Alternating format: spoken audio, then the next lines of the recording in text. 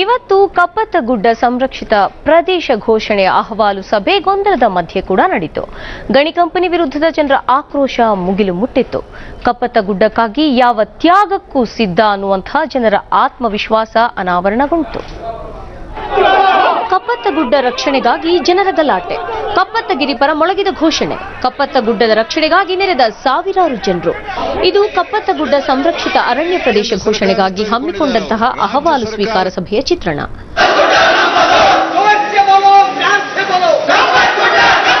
ಗದಗ ಜಿಲ್ಲೆ ಮುಂಡರಗಿ ತಾಲೂಕಿನ ಡಂಬಳ ಗ್ರಾಮದಲ್ಲಿ ನೆರೆದ ಸಾವಿರಾರು ಜನರಿಂದ ಕಪ್ಪತ್ತಗುಡ್ಡ ಮೇಲಿರೋ ಭಾವನಾತ್ಮಕ ಸಂಬಂಧ ಅನಾವರಣವಾಯಿತು.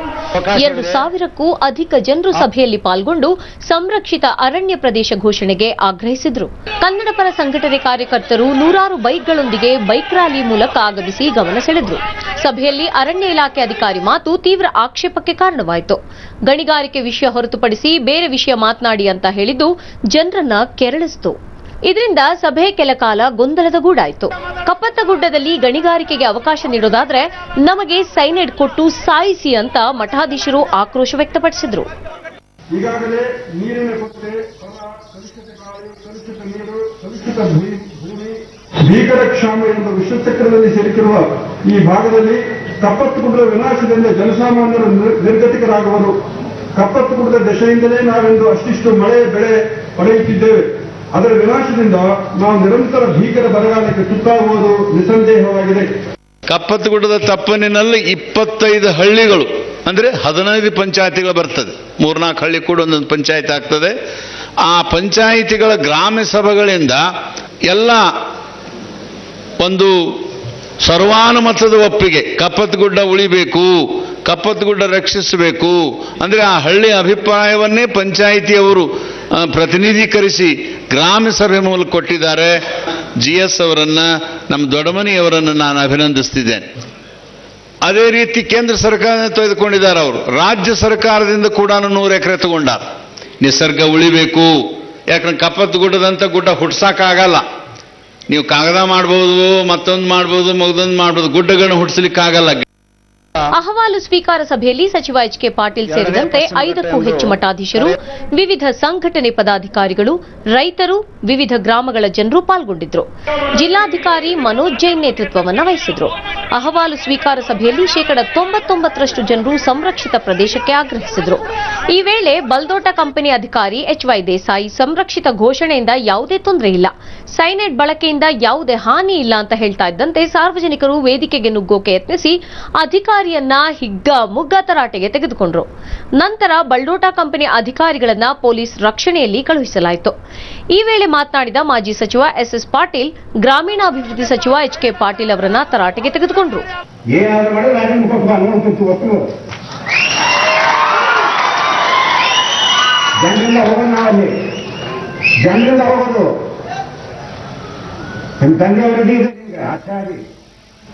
ಬಂದ್ಗಳಂದ್ರೆ ಅವ್ರು ಸಾಲ್ತಾರೆ ಅಂತ ನಿಮ್ಮ ಸರ್ಕಾರದವರು ಅಂದ್ರೆ ರಾಜೀನಾಮೆ ಕೊಟ್ಟು ಬರ್ರಿ. ಹಿಂದಿಂದ ನಾವೆಲ್ಲ ಇಡೀ ಗದಗ ಜಿಲ್ಲೆಯ ಜನತೆ ಇದೆ. ಯಾಕೆ ಬೇಕಾಗಿತ್ತು? ಸುಮ್ಮನೆ ಜನ ಕೊಡ್ಸೋದು, ದಾಂಧಲೆ ಮಾಡಿಸೋದು.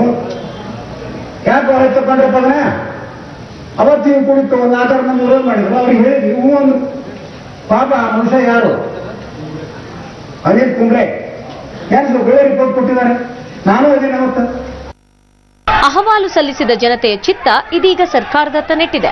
ಕಪ್ಪತ್ತಗುಡ್ಡದ ಹಿತದೃಷ್ಟಿಯಿಂದ ಸರ್ಕಾರ ಯಾವ ನಡೆ ಅನುಸರಿಸುತ್ತೆ ಅನ್ನೋದು ಕುತೂಹಲ ಕೆರಳಿಸಿದೆ.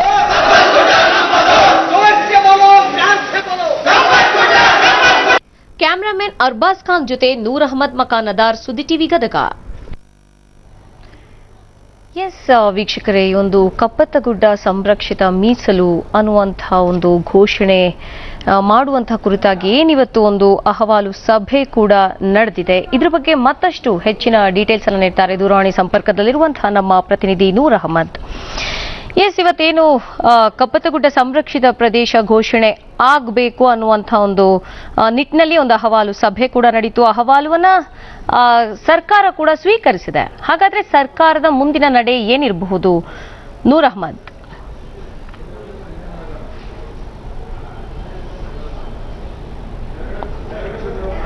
ಸಂರಕ್ಷಿತ ಪ್ರದೇಶ ಅಂತ ಘೋಷಣೆ ಮಾಡುವ ನಿಟ್ಟಿನಲ್ಲಿ ಅಹವಾಲು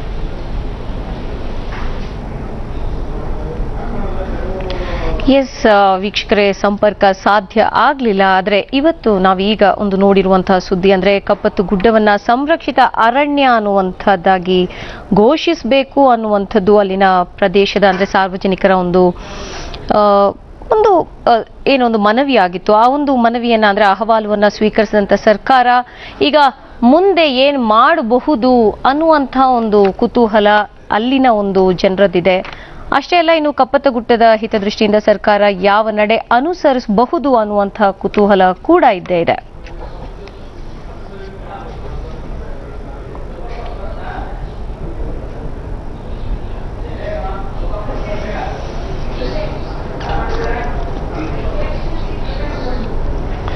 ಎಸ್ ವೀಕ್ಷಕರೇ, ಇದರ ಬಗ್ಗೆ ಮತ್ತಷ್ಟು ಡೀಟೇಲ್ಸ್ ಅನ್ನು ನೀಡ್ತಾರೆ ದೂರವಾಣಿ ಸಂಪರ್ಕದಲ್ಲಿರುವಂತಹ ನಮ್ಮ ಪ್ರತಿನಿಧಿ ನೂರ್ ಅಹ್ಮದ್. ಈಗ ಒಂದು ಕಪ್ಪತ್ತು ಗುಡ್ಡವನ್ನ ಸಂರಕ್ಷಿತ ಅರಣ್ಯ ಅಂತ ಘೋಷಿಸಬೇಕು ಅನ್ನುವಂಥ ಒಂದು ಮನವಿ ಜೊತೆಗೆ ಆ ಒಂದು ಅಹವಾಲನ್ನ ಸರ್ಕಾರ ಇದೀಗ ಸ್ವೀಕರಿಸಿದೆ. ಏನಿರ್ಬೋದು ಸರ್ಕಾರದ ಮುಂದಿನ ನಡೆ? ನೂರ್ ಅಹ್ಮದ್. ಅಪರ್ಣ, ಈಗಾಗಲೇ ಕಪ್ಪತ್ತಗುಡ್ಡವನ್ನ ಸಂರಕ್ಷಿತ ಅರಣ್ಯ ಪ್ರದೇಶ ಅಂತ ಘೋಷಣೆ ಮಾಡುವ ನಿಟ್ಟಿನಲ್ಲಿ ಸರ್ಕಾರ ಗದಗ ಜಿಲ್ಲೆಯ ಮುಂಡರಗಿ ತಾಲೂಕಿನ ಟಂಬಳ ಗ್ರಾಮದಲ್ಲಿ ಅಹವಾಲು ಸ್ವೀಕಾರ ಸಭೆಯನ್ನ ಏರ್ಪಡಿಸಿತ್ತು. ಈ ಒಂದು ನಿಟ್ಟಿನಲ್ಲಿ ಅಂದ್ರೆ ಕಳೆದ 2 ತಿಂಗಳಿಂದ ನಿರಂತರವಾಗಿ ಮಠಾಧೀಶರು ಇರಬಹುದು, ಪರಿಸರ ಮತ್ತು ಜನಪರ ಸಂಘಟನೆಯವರು ಕಪ್ಪತ್ತಗುಡ್ಡವನ್ನ ಸಂರಕ್ಷಿತ ಅರಣ್ಯ ಪ್ರದೇಶ ಅಂತ ಘೋಷಣೆ ಮಾಡಬೇಕು ಅನ್ನುವಂತ ಆಗ್ರಹ ಮತ್ತು ಪ್ರತಿಭಟನೆಗಳು ನಿರಂತರವಾಗಿ ನಡೆದಿದ್ದು, ಆ ಒಂದು ಹಿನ್ನೆಲೆಯಲ್ಲಿ ಇವತ್ತು ಸಾವಿರಾರು ಸಂಖ್ಯೆ ಅಂದ್ರೆ 2,000ಕ್ಕೂ ಅಧಿಕ ಜನರು ಇವತ್ತು ಅಹವಾಲು ಸ್ವೀಕಾರ ಸಭೆಯಲ್ಲಿ ಪಾಲ್ಗೊಂಡು 164 ಸಂಘಟನೆಗಳು ಒಂದು ಅಹವಾಲನ್ನ ಸಲ್ಲಿಸಿವೆ. ಅದರ ಜೊತೆಗೆ 34 ಸಾರ್ವಜನಿಕರು ಕೂಡ ಅಹವಾಲನ್ನ ಸಲ್ಲಿಸಿದ್ದಾರೆ. ಅಂದ್ರೆ ಇಲ್ಲಿ ಮುಖ್ಯವಾಗಿ ಗಮನಿಸಬೇಕಾಗಿರುವಂತದ್ದು ಜಿಲ್ಲಾಧಿಕಾರಿಗಳ ನೇತೃತ್ವದಲ್ಲಿ ನಡೆದಿರುವಂತಹ ಈ ಅಹವಾಲು ಸ್ವೀಕಾರ ಸಭೆಯಲ್ಲಿ ಮೇಲ್ನೋಟಕ್ಕೆ ಅಂದಾಜು 99ರಷ್ಟು ಜನರು ಕಪ್ಪತ್ತಗುಡ್ಡದ ಪರವಾಗಿ ಸಂರಕ್ಷಿತ ಅರಣ್ಯ ಪ್ರದೇಶ ಅಂತ ಘೋಷಣೆ ಮಾಡಬೇಕು ಅನ್ನುವಂತ ಆಗ್ರಹವನ್ನ ಮಾಡಿದ್ದಾರೆ ಅಂತ ಹೇಳಲಾಗ್ತಿದೆ. ಅದು ಅಂದ್ರೆ ಇಲಾಖೆಯ ಒಂದು ಮಾಹಿತಿ ಪ್ರಕಾರ ಯಾವುದೇ ರೀತಿಯಿಂದ ಸ್ಪಷ್ಟವಾಗಿರುವಂತ ಯಾವುದಕ್ಕೆ ಹೆಚ್ಚಿಗೆ ಒತ್ತು ಅಂದ್ರೆ ಕಪ್ಪತ್ತಗುಡ್ಡ ಸಂರಕ್ಷಿತ ಅರಣ್ಯ ಪ್ರದೇಶ ಅಂತ ಘೋಷಣೆ ಮಾಡಬೇಕು ಅನ್ನೋದರತ್ತ ಹೆಚ್ಚಿಗೆ ಒತ್ತೇನೋ ಅಥವಾ ಬೇಡ ಅನ್ನೋದರತ್ತ ಹೆಚ್ಚಿಗೆ ನೂರ್ ಅಹ್ಮದ್. ಎಸ್ ನೂರ್ ಅಹ್ಮದ್, ಹಾಗೆ ಸಭೆಯಲ್ಲಿ ಅರಣ್ಯ ಇಲಾಖೆ ಅಧಿಕಾರಿಯವರ ಮಾತಿಗೆ ತೀವ್ರ ಆಕ್ಷೇಪ ವ್ಯಕ್ತವಾಯಿತು ಅನ್ನುವಂಥ ಮಾಹಿತಿ ಇದೆ. ಯಾತಕ್ಕಾಗಿ ಆಕ್ಷೇಪ ವ್ಯಕ್ತವಾಯಿತು, ಏನ್ ಹೇಳಿದ್ರು ಅವರು ಅಂತ? ಅಪರ್ಣ, ಸಭೆ ಆರಂಭವಾಗ್ತಿದ್ದಂತೆ 3-4 ಜನರು ತಮ್ಮ ಅಹವಾಲನ್ನ ಮಂಡಿಸಿದ್ರು. ಆ ಒಂದು ಸಂದರ್ಭದಲ್ಲಿ 4 ಜನರು ಕೂಡ ಕಪ್ಪತ್ತಗುಡ್ಡದ ಮೇಲೆ ಗಣಿಕಳ್ಳರ ಅಂದ್ರೆ ಬಲ್ದೋಟ ಕಂಪನಿಯ ಒಂದು ಕನ್ನ ಹಾಕೋದಿಕ್ಕೆ ಯತ್ನ ಮಾಡ್ತಿದೆ. ಆ ಒಂದು ನಿಟ್ಟಿನಲ್ಲಿ ಕಪ್ಪತ್ತಗುಡ್ಡವನ್ನ ಸಂರಕ್ಷಿಸಬೇಕು ಅನ್ನುವಂತ ಆಗ್ರಹ ಅವರದಾಗಿತ್ತು.